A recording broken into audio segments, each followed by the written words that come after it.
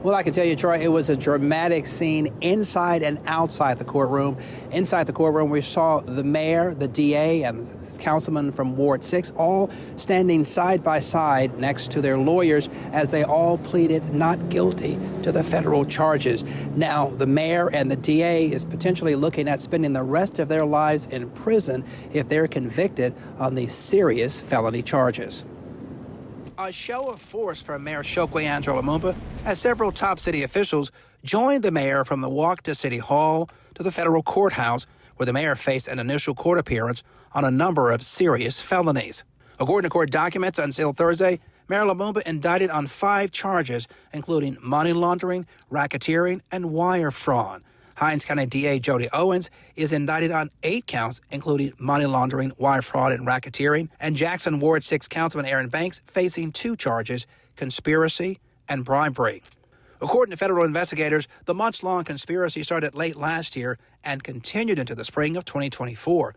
This past April, Mayor Lumumba, Owens, and Shariq Barbé-Smith went to Fort Lauderdale, Florida on a private jet paid for by the FBI on behalf of the developers who were actually undercover FBI agents. According to the indictment, that's where Mayor Lumumba accepted a $50,000 bribe, which came from Owens to the developers. The money was given in the form of 5 $10,000 campaign donation checks that supposedly came from Owens and Smith. That was part of the cover so that the mayor wouldn't be accused of violating state campaign finance laws. According to the document, the mayor understood that the money from the developers was given in exchange for the mayor directing his subordinates to move up the date for an RFQ, a request for quote submission deadline, on the hotel project. A few days later, Mayor Lumumba placed a phone call to the unnamed city employee where he directed them to move that deadline. According to the indictment, when Owens introduced the mayor to the, quote, developers 2 months earlier, Owens told the mayor, quote, "I've done my background checks, and they're not FBI, by the way." In a January meeting with the developers, Councilman Banks told the developers he needed $50,000 as soon as possible in exchange for his future vote in favor of the developers' project.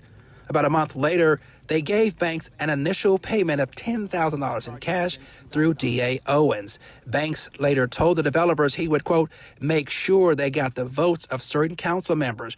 Banks also got a security detail and a job for one of his family members. The charges against the 3 men and former Councilwoman Angelique Lee, who resigned 3 months ago and pleaded guilty to bribery and conspiracy charges, sprang from a fictitious plan by undercover FBI agents posing as developers from Nashville, Tennessee, who said they wanted to develop a hotel on the 7-acre plot of land across the street from the Jackson Convention Complex. A year ago in October 2023, when Owens was running for re-election, he developed a scheme to bribe Jackson public officials after Owens and others went on a trip to Nashville on a private jet paid for by the FBI. Owens was, quote, ready, willing, and predisposed to engage in bribery, they say. Owens told the developers that he and Smith, quote, own enough of the city that he had a, quote, bag of effing information on all city councilmen that allowed him to get votes approved. While DA Owens was engaged in bribing city officials, he was worried about getting caught and having to face the music for his conduct. After he wired money to Lee's account, he wanted to make sure the money went directly to the owner of her debt because, quote, that's the only way I want the paper trail to look.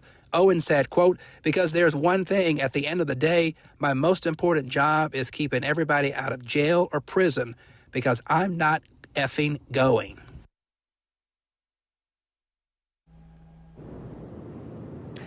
And that is just some of the information that prosecutors have laid out against the 3 men in that 32-page indictment, with, in some cases, some very salacious details, some very salacious things that the DA says he was involved in purchasing. And you can read that full indictment on our website. By the way, we did not hear from Councilman Banks or his attorney as they left the courtroom.